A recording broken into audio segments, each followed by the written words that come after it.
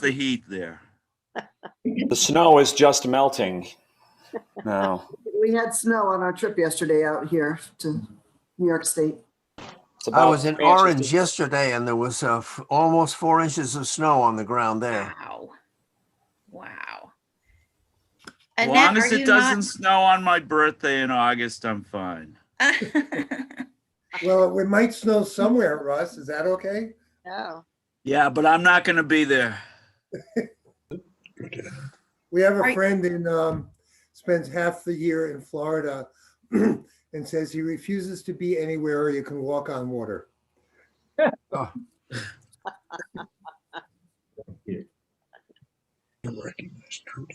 Yeah. Yeah, Lily and the kids are at the beach right now. Where are they? At the beach. Oh, at the beach. Oh, nice.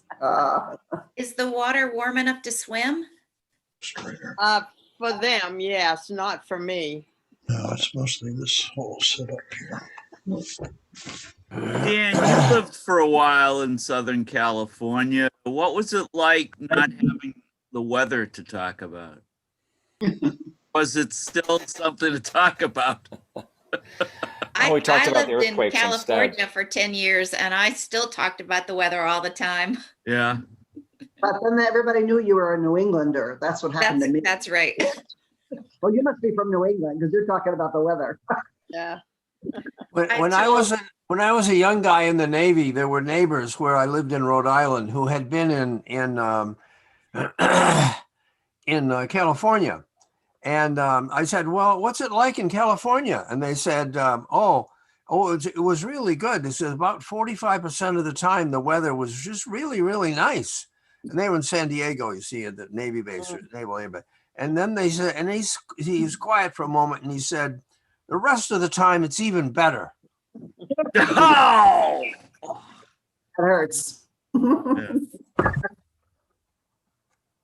Should I get my phone to scroll? I'm just texting Olivia to make sure she doesn't have any technical difficulties over here. Okay. Morning, Sandra. We back. Hi, Jen. Hi, Nancy. Hi. Hey, Jen, Nancy, Hey. Lori. So you all have All Souls has a congregational meeting next week, correct? Yes. And that's After Reverend Steve Wilson, is that correct? The name Yep. is doing the service, You got the name right. and then we'll have to get our own different Zoom. Go to a meeting.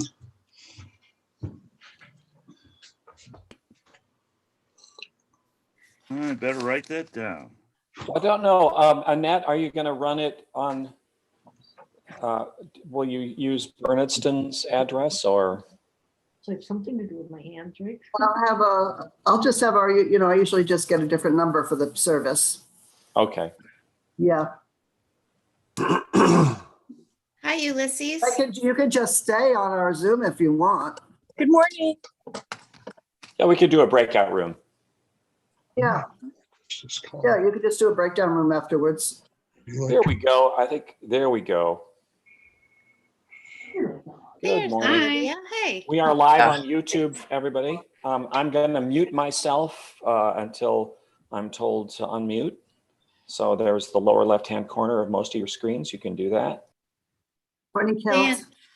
Dan, I just, would you please allow me and Olivia both to do screen sharing, please? Thank you. Well, let's begin. Welcome. Happy Earth Day in a couple days early. My name is Julie Payne Britton, and I am so happy to be here with all of you today.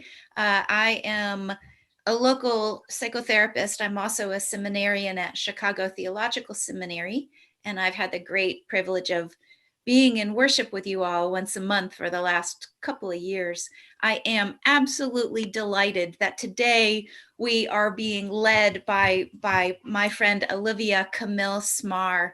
This is such a privilege for us. And I want to introduce you to her. She is a Black queer womanist mystic. She's a public theologian and a movement artist.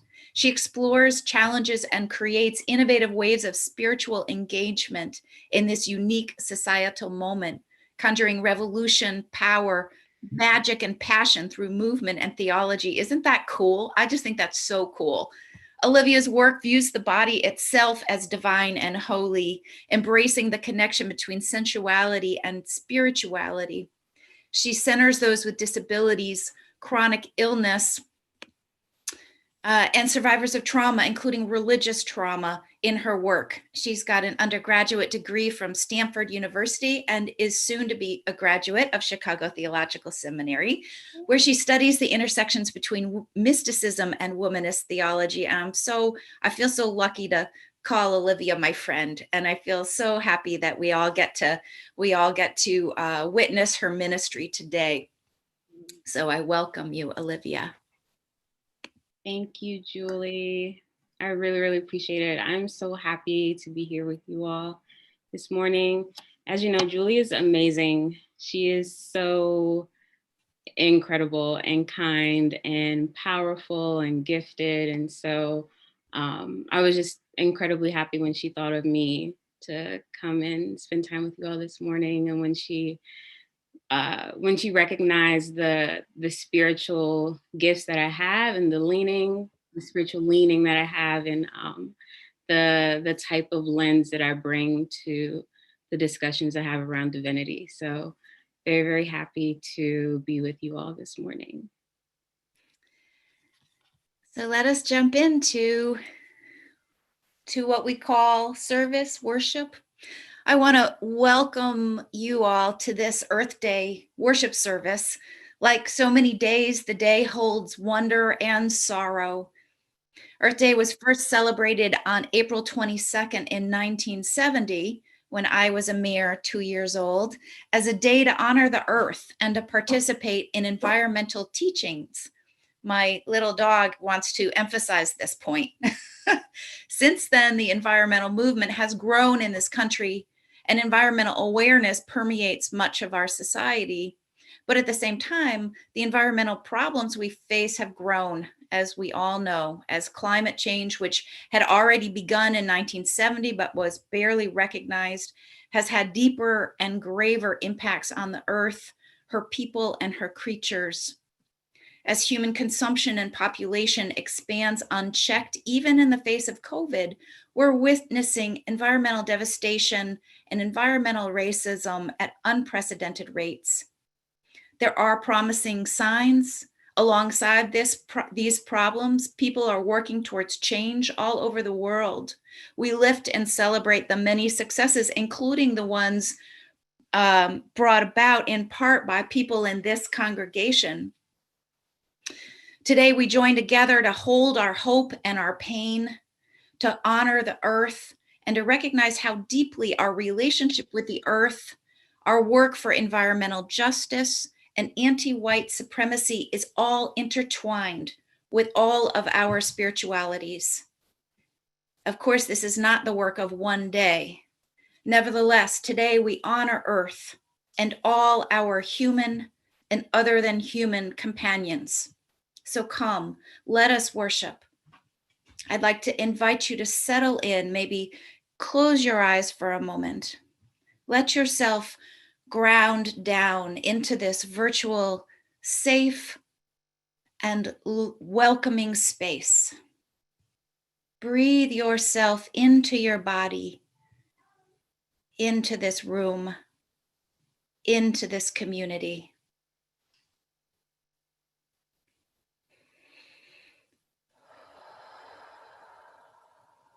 Let yourself feel the earth below you, holding the vessel that holds you in your home. Feel the skies above you, even through the roof above your head. Feel yourself connected, perfectly placed between the center of the earth and the center of the skies. You are held here. And here there is breath and power.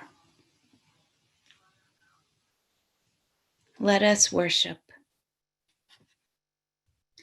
I invite you to settle in. We're going to watch and listen and have a Visio Divina experience. So as you watch and listen, I invite you to just lean in to life and to let that life take hold of your hearts.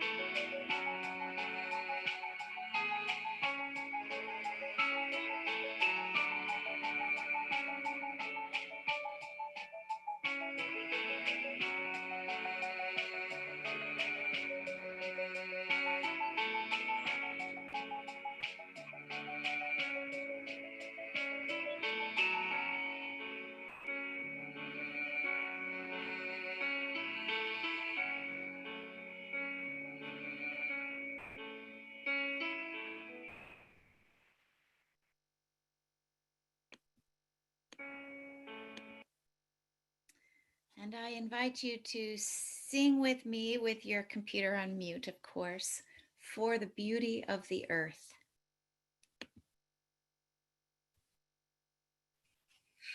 For the beauty of the earth, for the splendor of the skies, for the love which from our birth over and around us lies, source of all to thee we raise this our hymn of grateful praise. For the joy of here and nigh, for the heart and mind's delight, for the mystic harmony, linking sense to sound and sight, source of all to thee we raise this our hymn of grateful praise. For the wonder of each hour of the day and of the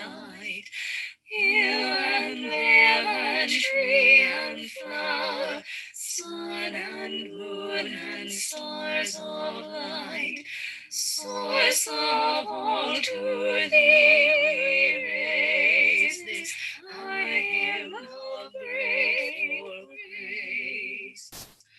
For the joy of human care, sibling, cousin, parent, child, for the kinship we all share, for all gentle thoughts and mild, source of all to thee we raise this our hymn of grateful praise.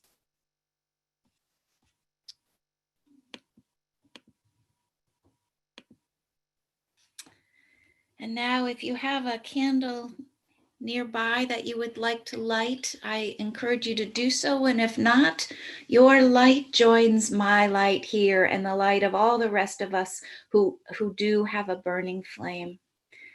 We, Olivia and I, will read this together, and we invite you to read along at home.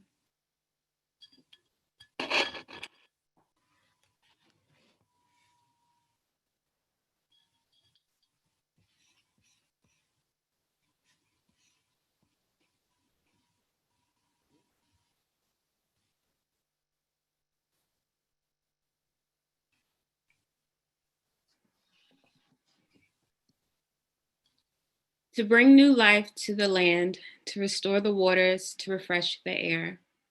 We join with the earth and with each other.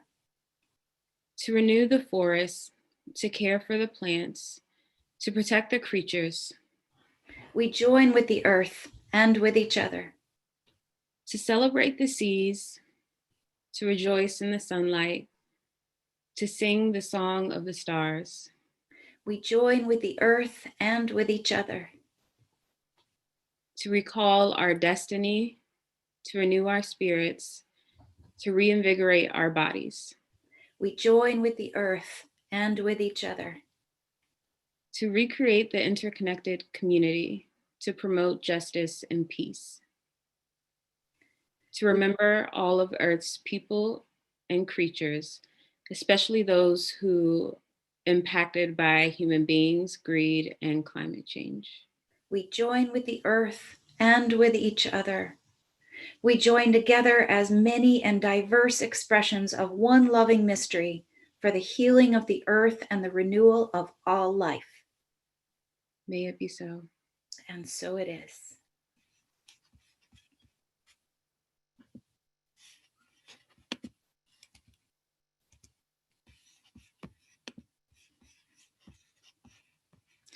This is the time in our morning where we lift up the joys and the concerns of all who need to be held in community.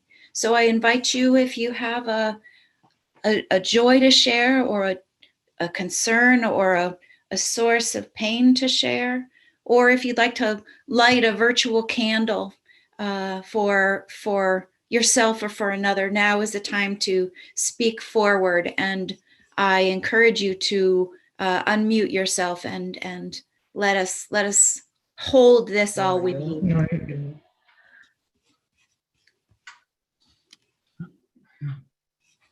Roy.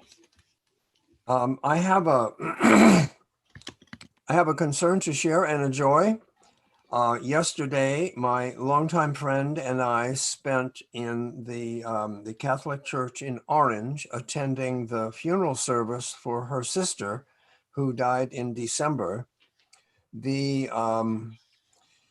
As many of you may know, the high service in the Catholic Church for funeral is quite extensive and involves considerable reassurance to the gathered people that the departed soul is just doing just fine now. So that's the emphasis that I want to talk about very briefly. Also, it was a time for the family to gather and to meet each other in ways that they have not for quite some time. So it was a joining and getting used to each other and getting acquainted event. And so I was very much appreciated being able to participate with the family. And although it was a solemn occasion, a great deal of good has come for it. Thank you very much. Indeed. What a blessing. Thank you for sharing that, Roy. We will hold all that with you. Anyone else have a joy or a concern to lift? Melodies. Hi, Julie. Karen, go ahead. Hi. You have to excuse me. I had mouth surgery last week, so I'm just recovering from that. But what I'm asking for is some guidance and some prayers and healing for my daughter, Melissa, who I know you know. She's in Montana, living on a mountaintop, very remote, very foreign to her. And she really she feels a need to get back here to where her family is. And this has to figure out how to do that. So I guess we're just asking that we all hold her in our heart and send her some healing. Yes. I guess a little to my mouth too. Yes, let us send our love and healing energy towards Karen. It's such a hard thing when there's something awry with one's mouth. We take it for granted until it's in big trouble, and then we can't take it for granted anymore. And I don't have a front tooth for about 3 months, waiting for an implant, so I smile and like that. Oh, may that 3 months pass quickly. I can report to you that implants can be a huge success, and I I have expect two. you'll have that too. Thank you. I know. I have 2 others. And Russ is showing you his missing tooth. Yeah. Well, let us lift and hold Melissa, that she may find her way home, and that until that time, and even then, that she be surrounded with love and know herself to be so that she can pull on the strength of all that holds her. Thank you. Rob. Hi, Julie. I'd like to say prayers of concern and thankfully also of joy. My daughter Jazz continues to struggle with a chronic illness, but she's really finding some hope in a good relationship and in a series of classes that she's been doing. And I'm just really proud of her persistence and the way she manages to stay positive. I also recently shared that my sister Wendy has breast cancer, and it was her birthday last week, and her surgery is coming up on the 20th. She's very much in my heart, and I feel joy that she's got the luxury of being able to get good medical care, and feels really hopeful that she's got just the right people. Thank you, Rob. Yes, let us all hold Jazz, and let us celebrate Jazz's spark of life, that she's coming into herself more and more. Let us also hold all those who are living with chronic illness. That is a challenge and a half. And those who are facing cancer and living with cancer, in particular, Wendy, as she goes into the next steps of her care and treatment. Let us hold all of this. Annette, I saw your hand. Annette, you're muted still. I'm very grateful for my daughter, Robbie Ann, today, because she is hosting a party for my sisters and brothers. And it's our first time together. Everyone's been really careful and we haven't seen each other, and we really are used to big family gatherings. So today is particularly joyful that we've all got our shots and we can get together outdoors. Ooh. We're going to be careful, but it's going to be really joyful. So I'm grateful for my daughter because she always gives so much to all of us. Yes. Thank you, Annette. Yes. Let us all lift your daughter. Tell us her name again. Robbie Ann. Robbie Ann. Oh, what a beautiful name. Robbie Ann. And let us also give great thanks that the vaccine is becoming increasingly available, and that more and more of us are vaccinated, and that the world is opening up again. What a wonderful thing that we can actually be in person together. Let us all celebrate that for sure. Gareth, I see you've got a raised hand. And then Gary after Gareth. Yeah, I just filed my taxes. I waited a few years to actually get that done. So I would like to light a candle of joy for having completed that task. Additionally, inside of that task, I've had this back and forth thing with the Commonwealth of Massachusetts, all stemming from a event in Northampton. And the short version of that is the taxes are kind of an acknowledgement of that, and hopefully it'll be the final pieces in having dealt with all of this turmoil and substance for the past 5 or so years with the Commonwealth. And so hopefully it's a good response is what we're looking at. Oh, yes. Thank you. Thank you for sharing that. It is an incredible triumph to get something like taxes done, especially after a year, when it's been a long, complicated process with a lot attached to it. May that outcome be exactly what you need, Gareth. Thank you for that. And I just wanted to add that this is a filing of taxes because of a failure of a criminal justice system, which is reflected throughout, America today. But this is just a different avenue that I took, excuse me, to try to bring equity to what seems to be an unsolvable system of disenfranchisement. You are preaching. That is absolutely right. So let us all take a moment and let us hold the broken, unjust criminal justice system, which is the criminal injustice system. And let us also hold all of those who are working with all of their power and their might to bring about change. May that be so. Thank you. Gary, I saw your hand. Well, first of all, a small joy, or maybe a large one. I got my second jab this week. So feeling good about that. Although I'm not changing anything about what I'm doing yet. And a concern, lighting a candle for my son and father of my 3.5-year-old grandchild, and the son's mom. They have not been together for probably 3 years. And it's been up and down, and they're at a particularly challenging point where they're not even speaking right now. So thinking of my granddaughter, Irie, and hoping that they're able to keep her out of this as much as possible. And I think they are trying to do that while they navigate not being able to communicate with each other. Thank you. Yes. So let us hold them, in particular, your son and his former partner and your granddaughter, and let us also hold all of those who are dealing with family conflict and difficulty communicating and difficulty building bridges across difference or pain or brokenness.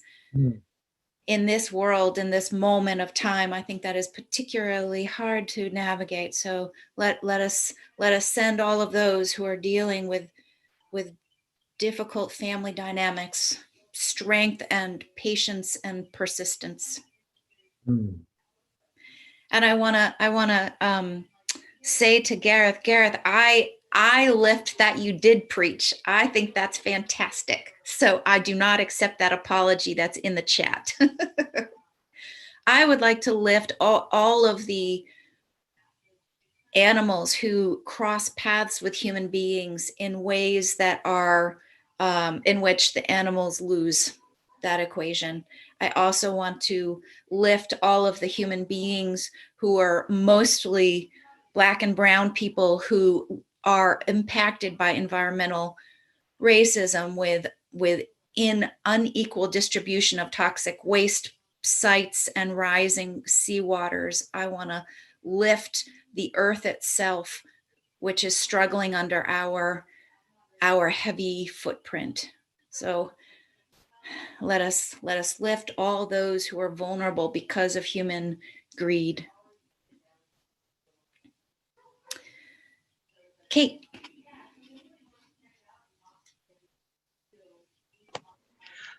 I want to say that my heart is full. I've got, we had a calf on April 15th. So now we have Coco and Pip. They're out in Heath. And so that's my son's family. And they're living on my daughter's land, or the animals are living on my daughter's land. My daughter has this morning, as of this morning now, 10 new sheep. Some of them are pregnant ewes.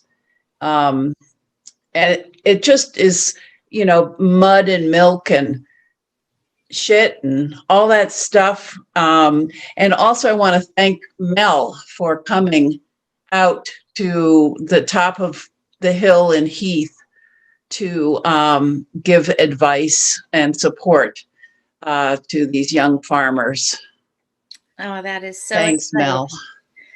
What a wonderful thing. Well, let us give thanks for the new life, in particular, new baby calf and new sheep. That does all of our Western Massachusetts hearts good, doesn't it?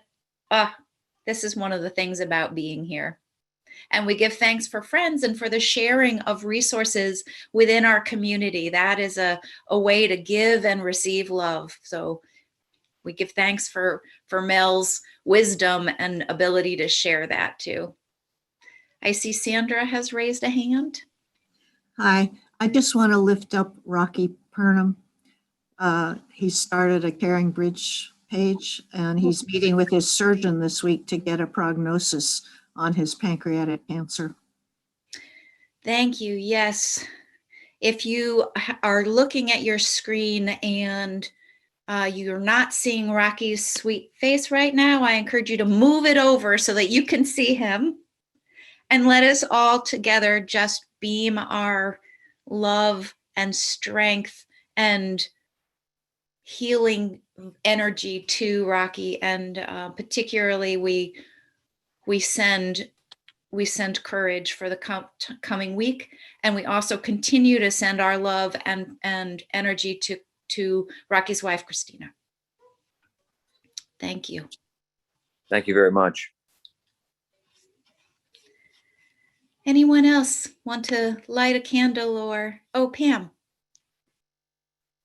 Pam, you're muted still there. So I, in contrast, in a way, I want to hold up the fact that the state of Massachusetts just passed the most amazing, fabulous environmental law called Next Generation Climate Law. 26 pages. If you read this thing, I've read it over, look at the darn thing, it's all covered with notes. It's just mind-blowing, and it includes an enormous section on equity, which is the defense of environmental justice communities. And 5.6 gigawatts of offshore wind and solar similarly, and electric cars. And the list just goes on and on. So I've been trying to summarize it in an outline. It's the best environmental law in the country. Wow. Yay, birthday.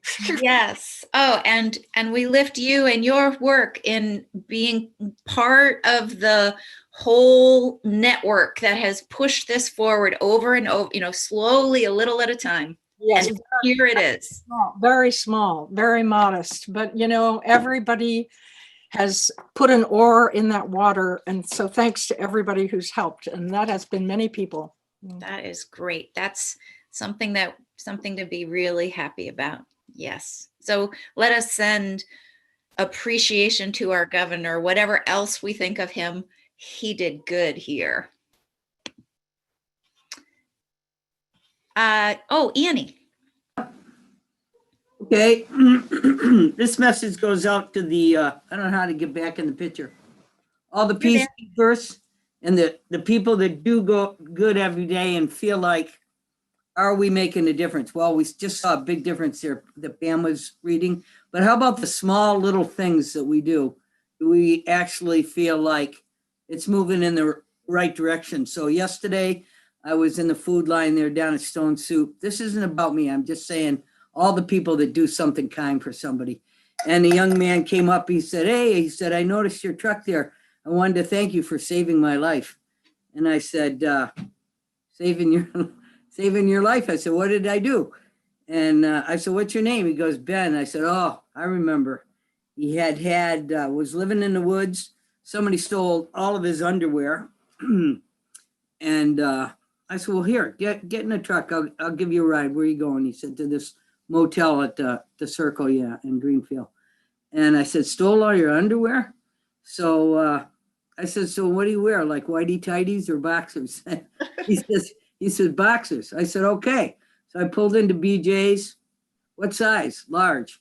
So I went in, gave him the underwear, and he said, oh, the first thing I'm going to do when I get home is take a shower and put some underwear on.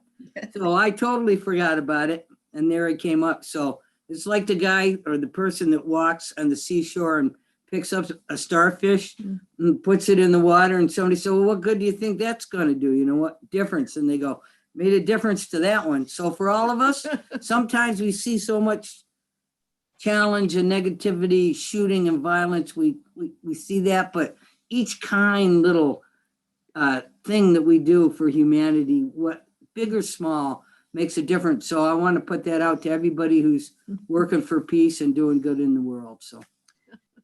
Absolutely, Annie, you said that so beautifully and so powerfully. Let us lift kindness and let us lift all the small things that we do, and let us remember that it is within our power, each one of us, to make the world better moment by moment by moment.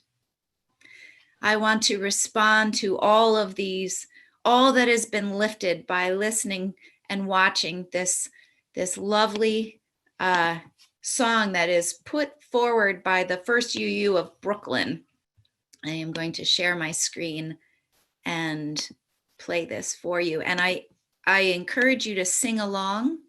It's a very simple chorus. What I want to say is that the words, well, you'll get them because it's very simple, but the last refrain is I'll hold my peoples up. And in that moment, I encourage you to think of the word peoples really broadly. So think of all that you want to lift up, people of human being persuasion and people of non-human being persuasions.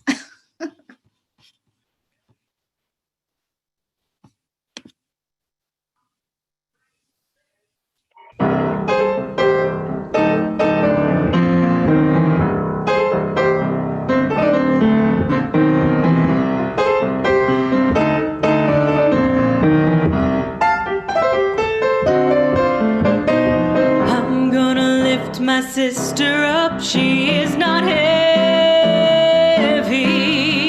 I'm gonna lift my sister up, she is not heavy. I'm gonna lift my sister up, she is not heavy. If I don't lift her up, I will fall down. My brother up, he is not heavy.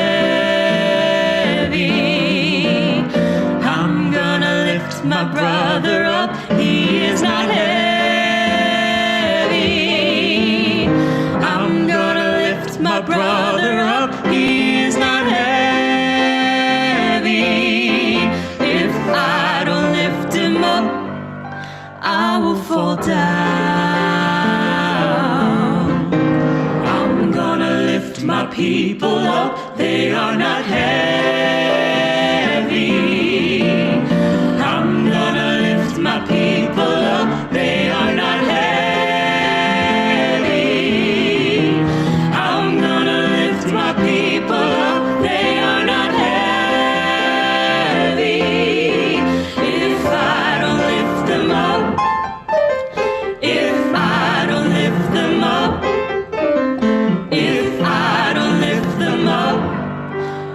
will fall down.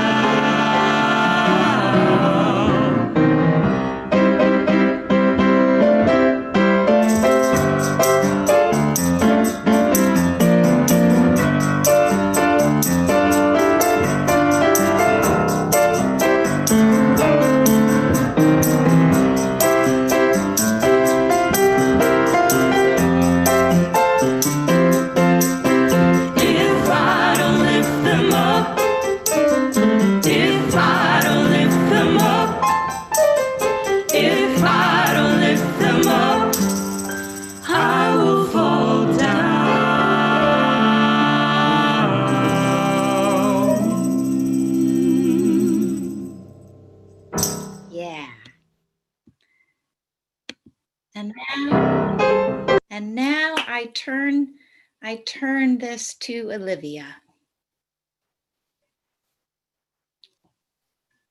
Thank you, Julie. And thank you, everyone. Again, so happy to be here. Is there a hand? I don't want to cut anyone off. Julie, do you see a hand? I don't see a hand. Oh, okay. If someone did have a hand, then I encourage you to put in the chat and we'll come back. So what I wanted to talk about today is the idea of spirit in the dark. We're going to start with some readings. I'm bringing some things from my own spiritual tradition into the service because that's who I am. That's my spiritual foundation. So in my tradition, what typically happens in sermons is that, or in services, is there's the readings of scripture before the sermon. And there's the readings of the scripture, and then there's the sermonic selection, and then there's the sermon. So I want to follow that same pattern. So there are 2 readings for today. You are welcome to read along. In the beginning, when God created the heavens and the earth was a formless void, and darkness covered the face of the deep, while a wind from God swept over the face of the waters. Then God said, "Let there be light," and there was light. And God saw that the light was good. And God separated the light from the darkness. God called the light day, and the darkness God called night. And there was evening, and there was morning, the first day. Second reading. In the beginning was the Word, and the Word was with God, and the Word was God. He was in the beginning with God. All things came into being through him, and without him, not one thing came into being. What has come into being in him was life, and the life was the light of all people. The light shines in the darkness, and the darkness did not overcome it.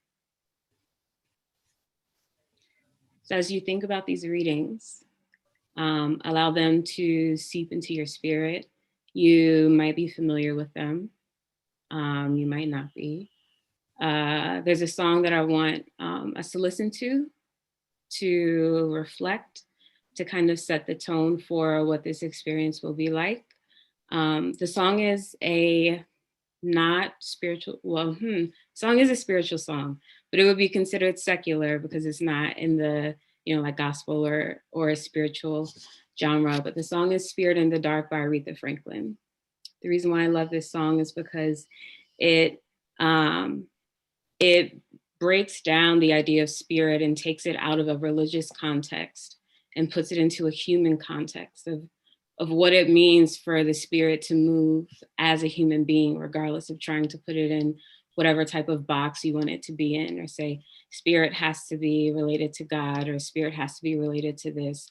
So the song talks about the spirit in the dark, but it doesn't necessarily explain what that spirit is. It just explains what the spirit makes you want to do.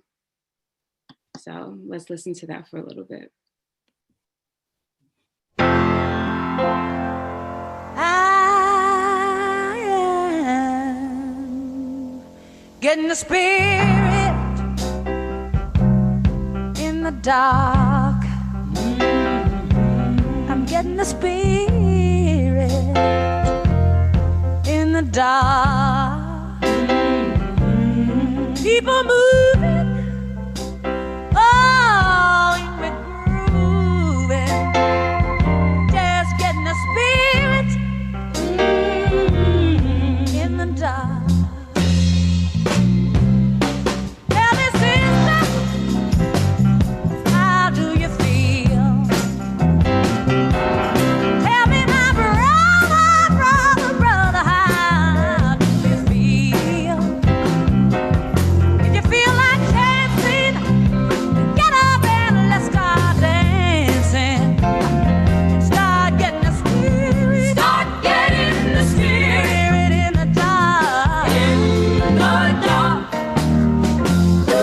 It's like Sally Walker sitting in a saucer.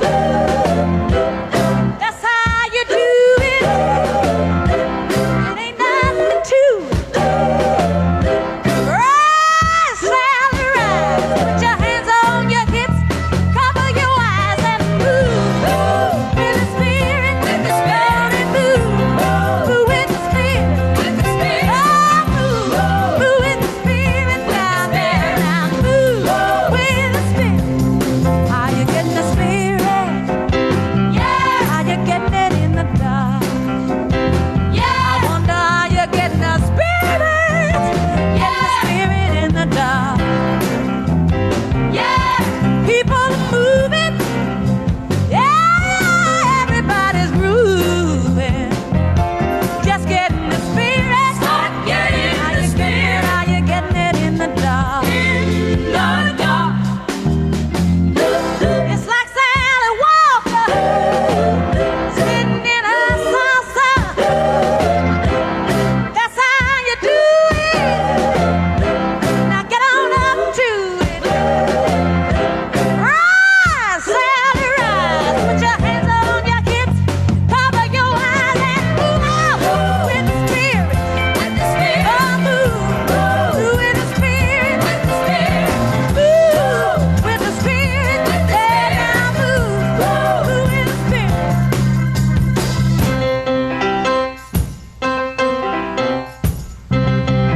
I think I got it. All of my brothers. Move with the spirit. All my sisters. Move with the spirit.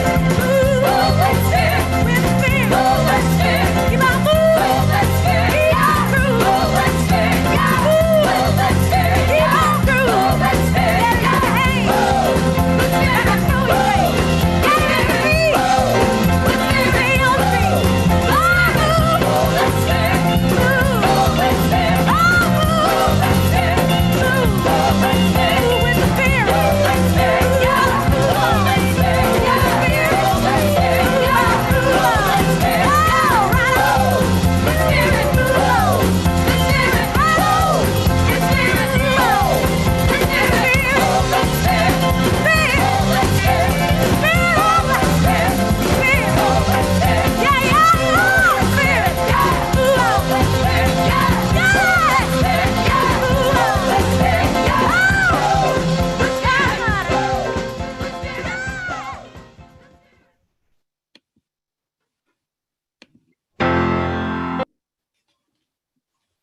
I love that song. I've loved that song for so long for the exact reason that it talks about spirit without mentioning Jesus. I just think that's very cool. I grew up in a Christian context where religion is what spirituality is, and they're like all one and the same. So, I come from this background where spirit has to be explicitly religious.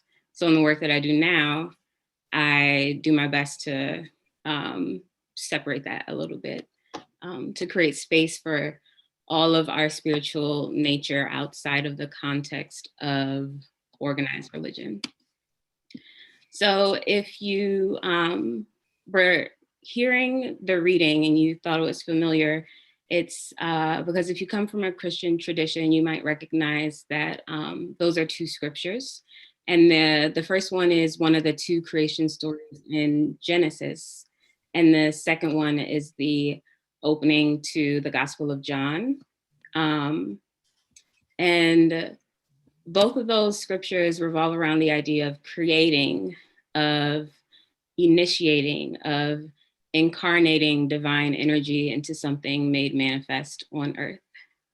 They also each touch on the ideas of light and darkness and of separating light from darkness. Julie, if you could go back to the scripture slide. Sure. That would be wonderful, thank you. So there are a few lines that I wanna pay special attention to. So the reading on the left is the one from Genesis. The words that I wanted to highlight, the earth was a formless void and darkness covered the face of the deep. And then later on, God says, let there be light, and there was light. And God saw that the light was good, and God separated the light from the darkness. And then in the second reading from the Gospel of John, what has come into being in him was life, and the life was the light of all people. The light shines in the darkness, and the darkness did not overcome it. Julie, could you stop screen sharing for now, please? Thank you. We see time and time again in religion and society and our everyday rhetoric how darkness and light are considered to be opposites, always contrasting one another. And so typically how this goes is darkness represents evil and danger, and there's a necessity for light to be the force that repels the darkness. We associate light with divinity, with grace, with healing. And although there is nothing inherently about light being good, when we live in a society that considers light to be good and darkness to be bad, but also considers white to be good and Black to be bad, then clearly there are some ethical issues that arise. If you've been paying attention to literally anything that has ever happened in this country, or even the last week, you know that it has been an extremely difficult time for Black people, for anyone whose skin isn't light enough, for anyone with any hint of darkness to them. This spiritual association of light with dark, of light with good and dark with bad, does not affirm the divinity of people like me. But going back to the creation stories, the beauty in these stories is not that light and dark work. It's not that light was created. So I have, once again, very non-traditional background. I have a very non-traditional like interpretation of these scriptures, and I kind of like to be a little subversive and offer like different interpretations that might make some people mad. So, yeah. So brief clarifier there. But going back to the scriptures, you know, we interpret scripture in so many ways. We interpret it in a way that will bring meaning to our own life. And there are lots of people who read the creation stories and see the miracle being the light, or see the miracle being that we were created. But for me, the miracle in these creation stories, the beauty, isn't that God created light or that God created something to outshine the darkness. The beauty is that God created both light and darkness. Yeah. The beauty is that both are divine and that they all come from this divine source. And although we may have over time extrapolated our own meanings and symbolism and association of what lightness and darkness mean, they both come from the same divine origin. They were created in the same moment, not as forces to oppose one another, but as entities that exist together. The darkness and light need each other in order to be distinct from one another. One can't exist without the other. And because they each have divine origin, one is not more important than the other. This perspective on nature and on creation is critical to our understanding of ourselves in this moment. I get frustrated when I see how in so many parts of our lives, we see ourselves as separate from the world. We see ourselves as separate from, like completely separate from the land that we live on and the air that we breathe and the nature that we encounter. We even see ourselves separate in our own existence, which doesn't make any sense to me. We speak of the mind, the body, and the spirit as if it's not all the same thing.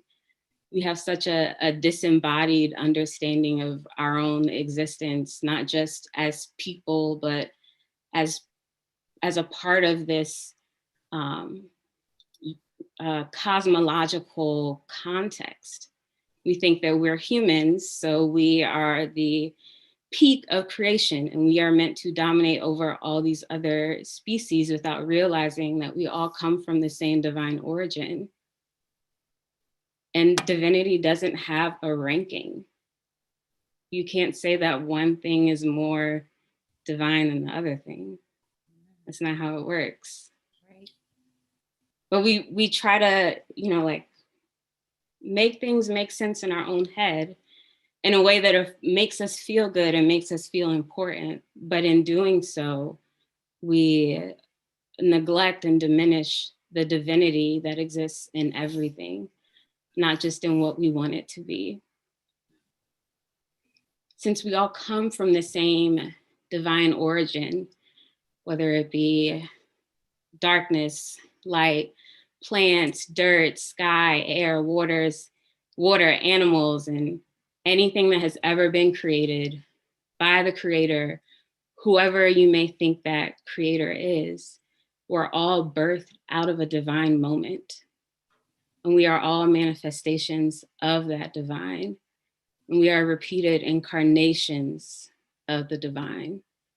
And every single moment in history, every single thing that is created is the narrative of creation repeating itself over and over again, rewriting itself over and over again, and continuing this beautiful history of past and present and future, and whatever goes beyond that, of divinity. We exist in a timeline of divinity. All of our existence. We live in a very human-centric world.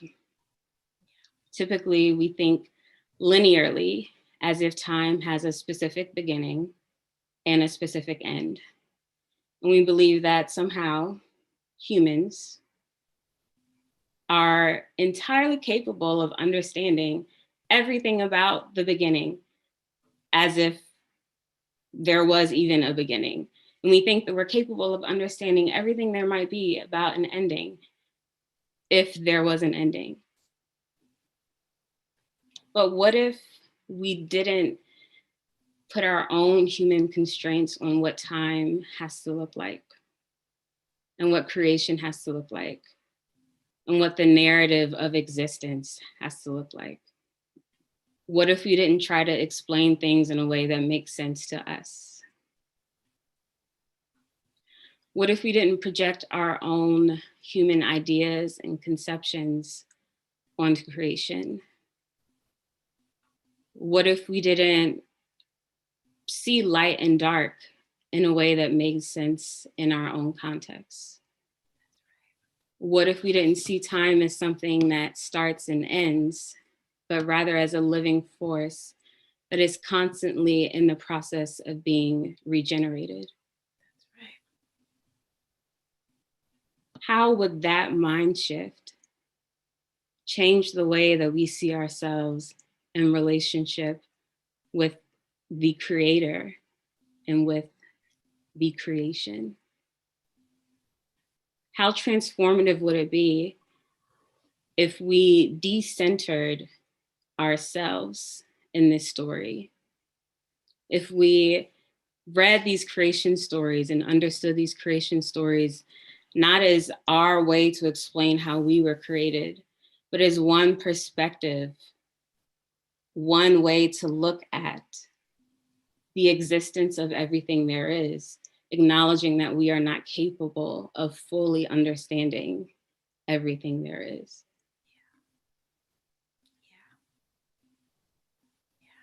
When we stop trying to put these limits on what spirituality and divinity are, we realize that we've constructed something that can be so restrictive, because we're all humans. And I believe that we all have spirits. But at the same time, we project our different life experiences onto the spiritual practices and the spiritual beliefs that we have, and the doctrine that is created, and what we write and how we interpret things, and all of that. And it is impossible to separate bias from your thinking.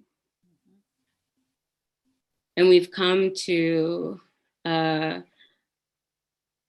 understanding of light and dark that uncoincidentally aligns with the history of racism. Yes. It's not a mistake. It's not a coincidence that light is good and dark is bad, and white is good and black is bad. That's not a coincidence. Right. That happened intentionally. That was constructed.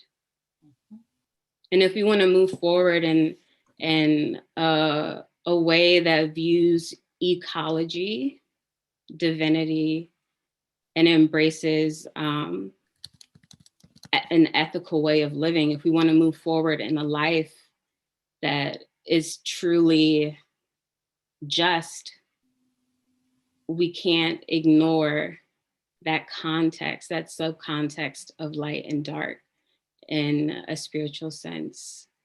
So what I want to leave with you all is this affirmation that all aspects of creation are divine, the lightness and the darkness, all parts of this world that we live in. We are not the epitome of the divine. As wonderful as we are, as wonderful as you all are, you are not the end and beginning of what is good. Yes. The divinity that is in the world depends upon the existence of everything else. Yes. We are all interconnected. Yes. And so I want to end with a song. And the song, once again, it's one of those spiritual songs that is not a spiritual song. The song touches on reincarnation. And I know a lot of people have a variety of thoughts about reincarnation. That's not really the main focus of the song that I want to call attention to. More so, I want you to think about how the singer sings about all these different parts of life and of creation, and of her explaining her time being these different creatures. And as you listen to her tell the story and present this image of what it's like to live as a variety of different forms of creation.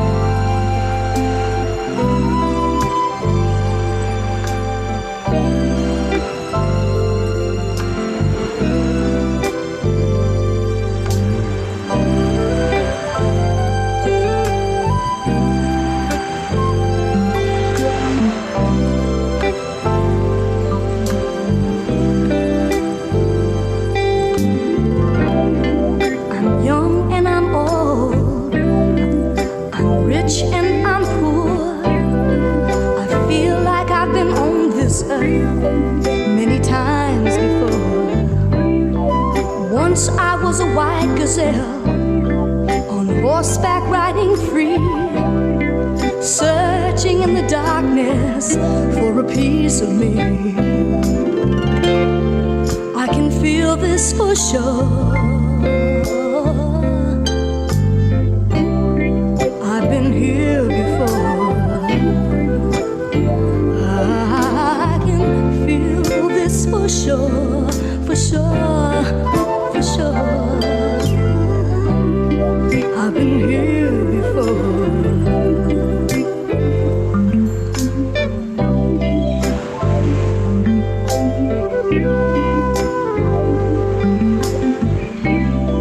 I used to be a queen, you know, on an island by the sea, with rainbow-colored people, happy as can be.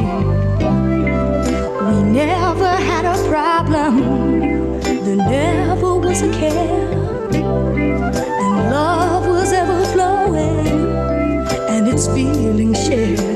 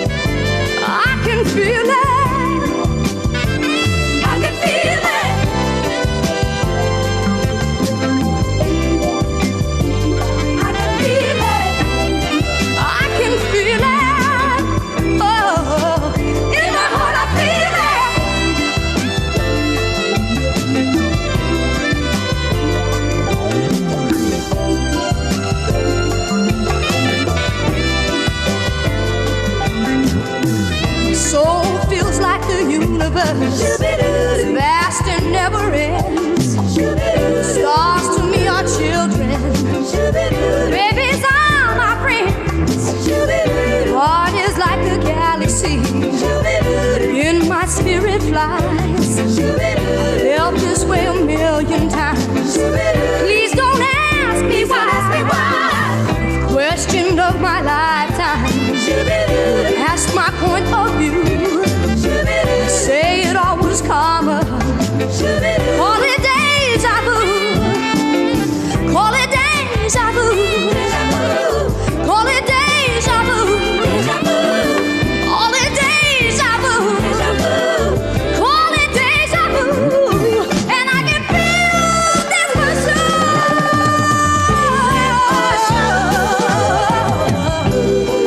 I've been here before. And I can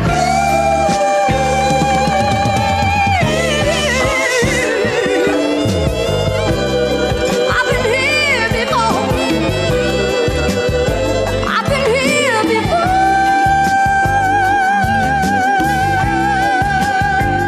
I can feel it. Young and I'm old. I'm rich and I'm poor. I feel like I've been on this earth many times before. I can feel it. Once I was a white gazelle on horseback riding free, searching in the darkness for a piece of me. I can feel it. I used to be a queen, you know, on an island by the sea. Rainbow-colored people, happy as can be. There never was a problem. There never was a care. No, no. And love was ever flowing, and its feelings shared. And I can feel this for sure, for sure, for sure, for sure. I've been here before.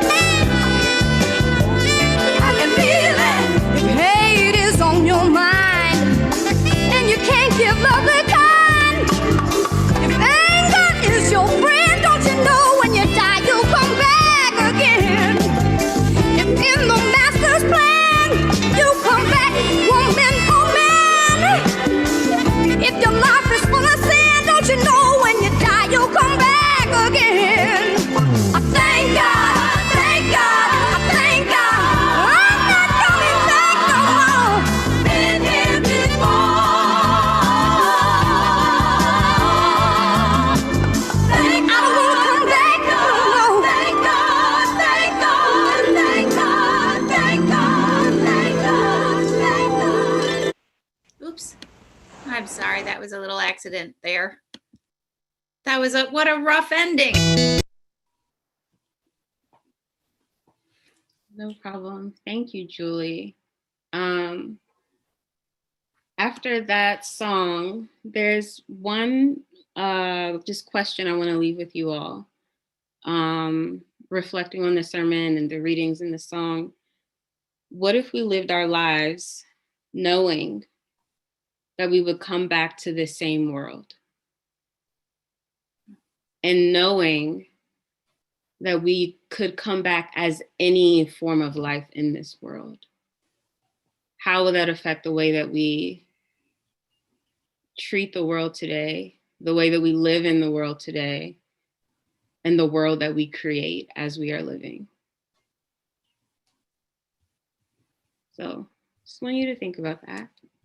And I hope that if anything, the sermon was thought-provoking and gave you a little something to think about, something to sit with. And I'm praying that it will be transformative for you in however way will benefit your spirit. So right now I'm going to do what in my tradition would be a benediction, except it's kind of my remix on it. It's like a very gender neutral, non-Christocentric benediction. Now into the divine spirit that is able to keep us falling and to present us faultless before your divine presence with exceeding joy. Guide us with your love and wisdom. Grant us the peace that only you can give.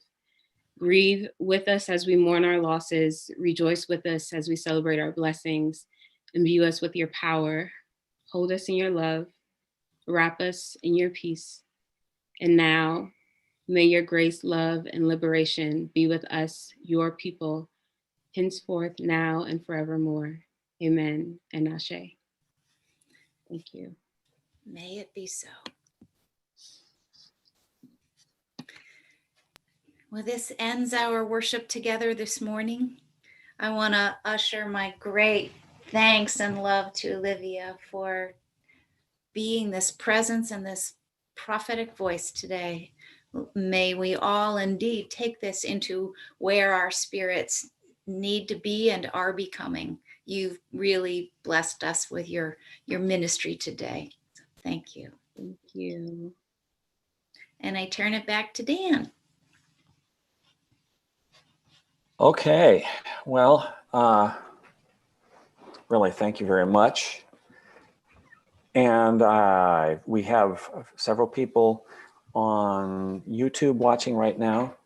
So I thank you for joining us. And I want to remind everybody, if you'd like to share some of the message this morning or all of the message this morning with people who weren't online with us today, it will be on the Franklin County Unitarian Universalists channel shortly after this. It usually takes an hour or two for them. I might have to clear a copyright or two or something like that. Sometimes they hit us for that. But that's it. I think I do have a couple of breakout rooms for people, and we stay here in the parish hall for a while. So I won't stop YouTube for, when you go to a breakout room, that's not on YouTube. When you stay here in the quote parish hall, it's here. So I'm going to open those rooms, and you can choose to go to them or talk to me if you can't see the little breakout rooms icon on your screen. Usually it's down here at the bottom. For some people, you have to click on something on the other side, but I'll assign you if you wish. And of course, everybody's muted by default during the service.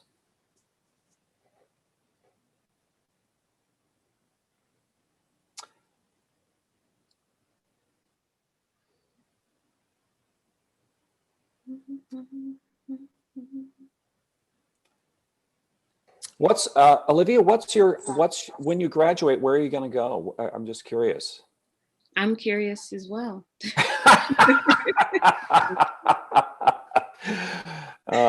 Yes. Well, we'll let the spirit decide. Oh, How much man. longer where are you in the course of your studies, Olivia? What is today, the 18th? Uh-huh. Graduation is on the 14th. Oh, wow. Woo! So just got to get through a few very long weeks, and then we'll be done. Olivia, I wanted to thank you and also share a short story, if that's okay. Mm-hmm. When I was attending the University of Pennsylvania, a longer story is how this came about, but eventually I was the white sheep in the Black Studies department. And at first there were, reactions understandable of curiosity bordering on suspicion. And some people really were not particularly open to my being there. And one of the people who seemed to be the most circumspect was a professor, Harry Jones. And he was teaching a class called Introduction to African American Culture. And in one class, there was about 40 of us. And he told us he was going to play a song that he thought was a seminal song to the understanding of African American culture. And it was Aretha Franklin, Spirit in the Dark. And the minute I heard it, it moved me. And I had no idea this was happening until afterwards. But afterwards, Dr. Jones took me aside at the end of the class. And for the first time ever, he smiled. He said, "I think you're in the right place." I said, What do you mean? He said, "Well, there are only a few people who closed their eyes during that song, but there was only one person who started dancing in his chair." That's a pretty good indication to me that there may be reasons for you to be in my class. So anyway, it's been a sacred song ever since. So thanks for reminding me of that. Thank you for sharing. It absolutely is a sacred song. I don't know how anyone can listen to it and not be moving at the end. Yeah. And that's why I love it, because she's singing about the divine being embodied through the spirit, making you want to dance, which I think is such a powerful aspect of divinity. So tiny postscript, years later, I heard a live version. Maybe some of you have heard this, but at one point, Aretha is she trails off, you don't hear her, you think the song is about to end, and then all of a sudden, with a just blitheful cackle, she says something like, "I done discovered Ray Charles." And in the back of the stage, apparently, they've been hiding Ray Charles. And all of a sudden, he starts playing Spirit in the Dark on the piano. And it's just a really joyous moment. Wow. Good job. That's amazing. Are you a Chicago native, or did you just go there for seminary? I have been to Chicago twice in my life. So the intention was to live in Chicago for a seminary. Life happened, and CTS, our program, can be done virtually. So before the pandemic, you could do like a hybrid version. And so I did the first 2 years of my program online, and then I had planned to move to Chicago in December because there was the courses that I needed to graduate were on campus. And then the pandemic happened and they announced that we'd be doing everything online. So I've somehow managed to get a degree from a school in Chicago without ever having been in a classroom in Chicago. So Wow. Yeah. I'm curious about what you hope your ministry will look like. I would love to do what I'm doing now, but for more people. What I really, really love is helping people understand and discover spirituality in different ways. And kind of giving people permission to liberate themselves spiritually, because a lot of times we grow up with these ideas of what religion and what spirit and what the divine is supposed to be. So we have to spend so much time undoing all of that and like breaking out of that. And so I would love to help facilitate that process for people.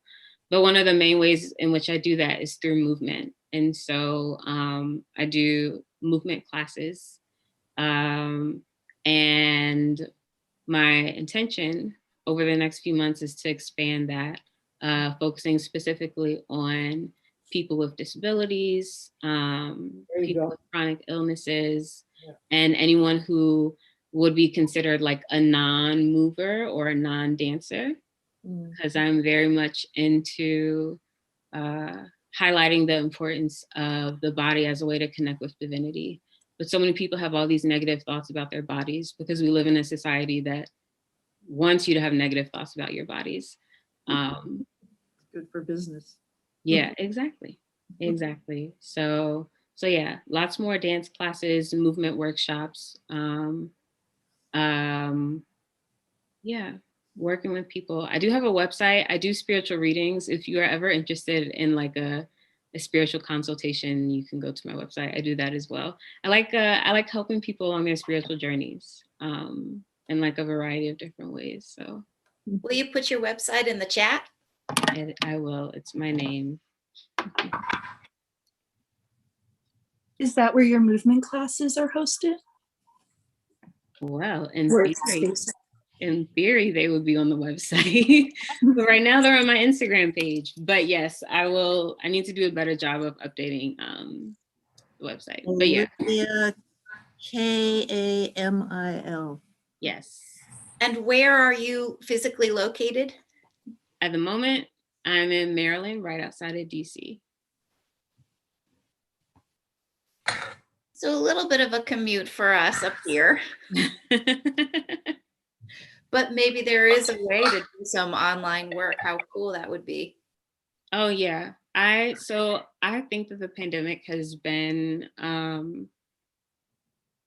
like tragic in so many ways that have forced us to create new ways of engaging with people. And I think that those new ways of engaging with people are really important to sustain and like fine tune and really see how they can work for people. And so for me, even in teaching dance and literally everything that I've done spiritually related to my vocation the past year has been facilitated online. And because it's been facilitated online, there has been greater access to it. So people who have wanted to be involved in something like this have been able to because it's online. And as a dancer, as a movement artist, one of the biggest barriers to movement that people have is they feel self-conscious about being in a dance class. They don't have access to a dance studio. They don't like people looking at them. But when you teach movement classes online, you don't really have to worry about any of that. So people have more of the freedom to like actually fully be in themselves and like surrender to their bodies and really be vulnerable enough to engage with both their spirit and the body at the same time. So I kind of like it. I like doing things online. We had a lesson on that basically because of the pandemic, which, like this morning, we had 4 or 5 people online that I don't recognize. And all, just so you know, we're out in a rural part that's underserved with digital stuff. I only had, for example, dial-up at my house until 3 years ago. So rural areas are very under interneted, but because of COVID and because of state subsidies to bring us the last mile of internet, all 3 of our churches now have internet. And it turns out that there were a lot of people who couldn't make it to church because of disability or needing to have an oxygen tank in one case and things like this. That once this is all over and we come back to these churches, in one case is several centuries old, and none is less than 100 years old, will have the infrastructure to, reach those people over the internet. Yeah, I think the other thing that people aren't necessarily factoring into conversations at the moment, people as in like government officials and like other higher ups, is that post I don't really think there is such a thing as post-pandemic, but there are a lot more disabled people now than there were a year ago. And so there's a need for more accommodations as well. There's going to be a need for more, like online engagement, because the devastating effects of the pandemic on people's health, people's bodies are different now. And there will be, like longstanding ramifications for that. And so we're going to need to continue to be in a state of creating ways to engage with people and meet them where they are, like literally, that spiritual term, like to meet someone where they are. We're going to have to continue to try to do that. I'm going to have to take off, but good to be with you all. Nice meeting you. Are you up, Olivia, are you out by Silver Spring? About 35 minutes from Silver Spring. Oh, okay. I was wondering if you ever were at the Rock Hill Church. Oh, no. It's a beautiful place. And, Really?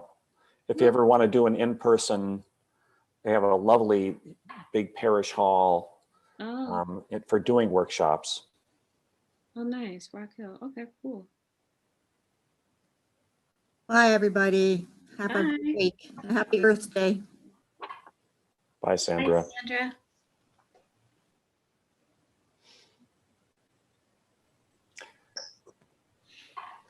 Well, thanks for running the internet for the PowerPoint for us, Julie. Oh, sure. Are you here in Greenfield or out in the Cape right now? No, I'm in Greenfield. I love this time of year. It's my favorite. And this is one time of year where it's really clear that being here is nicer than being at the beach, because we get the slow spring here and get to watch the leaves just slowly come into being. I just think it feels so full of spirit here. And I'm so sorry that I crashed the end of that powerful deja vu song, Olivia. Oh no, it was fine. It just fades out. It was fine.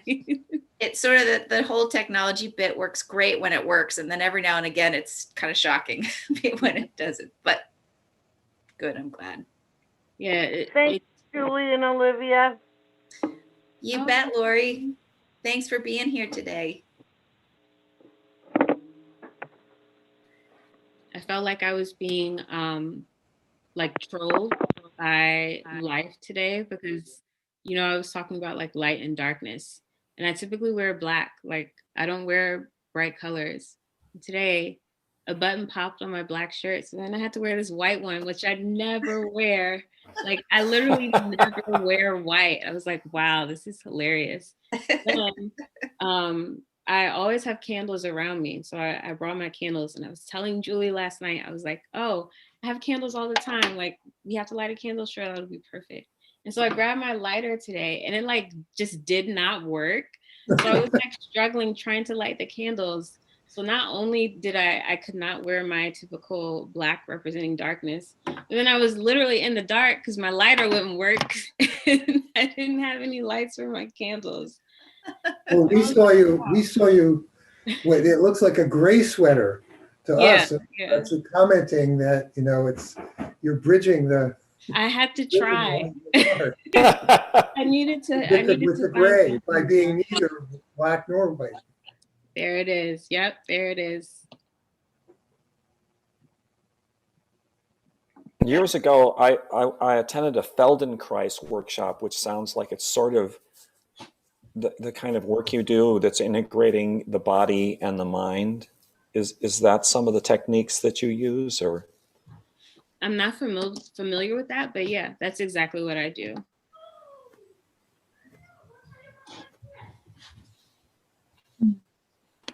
Yeah, are you familiar with Ulysses?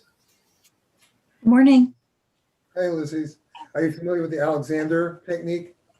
Yes, believe it or not, I am. So what made me think of that was reference to Feldenkrais. Many practitioners of either of those like to say that they're very different. I do know somebody that does both, and likes to see the commonalities in them and see how they kind of bridge. So you might find the Feldenkrais has some similar, if you ever look into it, similar ways of going about things. Yeah, I just defended my thesis a few weeks ago, and my thesis is about embodied mysticism through movement. So very much like where I am currently is exploring what movement looks like when it is imbued with divine energy, but not putting a limit on what that divine energy is, or like what we would expect that movement to look like. Because there are, like, you know, spiritual dance forms where you look at it and you're like, oh, that's, you know, that's like liturgical dance, or that's, you're dancing in church, that's spiritual. But I'm more so interested in movement as a whole, not just dance. And then also outside of a religious context, and seeing what happens when divinity moves through bodies, through time and space without any limitations. And I think there's so many different ways to explore that, and like different techniques, and, you know, different groups of people and all that type of things. It's a particular interest of mine. I did look at your Instagram page, and I saw there were a lot of programs on it. None of them seem to have current dates. Is that, you're not doing any of those currently, or? No, because I'm trying to graduate. Okay, that's what I thought. Yeah. I just yeah. Just wanted to be sure I wasn't missing I'll be back. I don't do Instagram much, but I clicked follow. I figured, you know, so try to remember to check it out. Yeah, I'll probably teach some more classes probably next month. I am teaching at a conference. I'm presenting at a conference this weekend, which I will post. I will do the post on Instagram about that one. But pretty much all of my other programming is on hiatus, so I can make sure that I graduate. That makes sense. And then we'll pick things back up next month. What's the conference, and what are you presenting on? Or what's the title of your presentation? So the conference is presented by Harvard Graduate School of something, maybe public health, maybe not. But it's Cultivating Joy and Collective Restoration.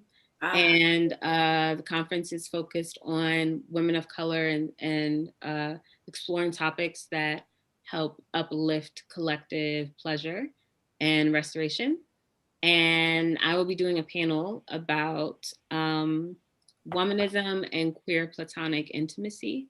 So I'll be doing the panel with my friend who is a sexual health educator and researcher. And we'll be talking about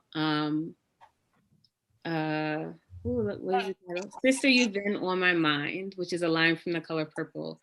So we're talking about divinity as seen between a relationship between two different Black women. And so in The Color Purple, if you're familiar with it, there's Celie, the main character, and there's Suge, and they have this relationship where they're friends, but they're not lovers, but they're intimate with each other, and their relationship doesn't really fit into the societal lines of this is platonic, this is romantic, this is marriage, this is friendship. And so we're going to be talking about how their relationship, by transcending all of those boundaries, creates a liberating perspective on love and divinity that then creates a way for Black women to reimagine the divine in their own image. So.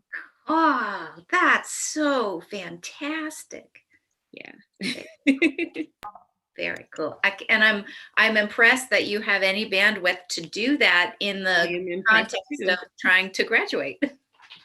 I'm also impressed. These are all things that I signed up for in February, and I was like, oh, everything will be fine. My thesis will be defended by then, we'll be great. And things are not great. But we'll get through it.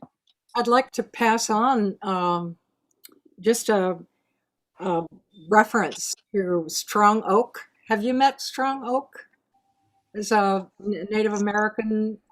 She's a therapist by trade, or was the director of the local NELQUIT. What does it stand for? The New England. What is it? Coalition of let's see, women. New England Learning Center for Women in Transition. Women in Transition, and she has created a thing called oh dear, BEAR. What does it stand for? Anyway, they've got I took their 12-session course. I'm not a member of the team, but they have a team of people who do facilitated workshops for Indigenous people who've suffered through sexual abuse, but that it's a lot more than that. It's a lot more than sexual abuse. It's also restoration of community in tribal settings, but also in just community settings. And it's a really cool system. It's designed to shift the whole system as people contribute to it. It's a very cool system. Her name is Strong Oak. And maybe through Julie, I could get you the link. Yeah, I'd be happy to pass that along afterwards. Strong- Definitely. Have you met Strong Oak? No. She's a very active part of the Racial Justice Rising Network, and Awesome. I'll pass it on. Thanks. Thank you. Yeah, I think you would have a lot to share, is what I was thinking, Olivia. That this might be something that you would. I mean, she's also in a long-term relationship with Mary Whelan, so they're a team.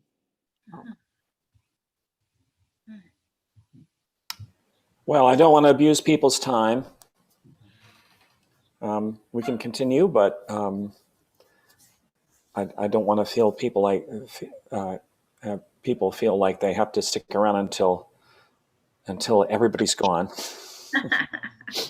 Thank you very much, Dan. Yes, thank you for grounding all of this and making it happen, Dan. Yeah, Thank you all for being here. This has been such a rich day. I'm so glad that I'm so glad for all that moved through in this time. It's been really meaningful for me.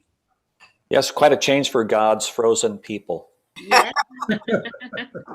Thank goodness. I will say, movement is not a Unitarian Universalist strong point. When we do the movement services and stuff like this, people a little awkward. We're a little more in our heads than most denominations typically. So movement is a good thing. That's right. That sort of shows part of the direction that we all need to go. Mm-hmm. Mm-hmm. Yep. Thank you very much, Olivia. Thank you. It was Thank you. great. I hope you'll join again. Thank you. Thank you, Olivia. And I'll relay one YouTube message from Casey Overton. When you said make them mad, Casey says, make them mad, sis. So if that's a friend of yours, I thought I'd relay that from the other chat. Thank you. All right. Well, thanks everybody, and thanks for people on YouTube. And again, you can refer people to this. I'll, there'll be like a number. I'll put a number in there so that people can go to the sermon, and there might be a little editing has to happen, but it should be up by late this afternoon. So thank you very much. Thank you all. Have a great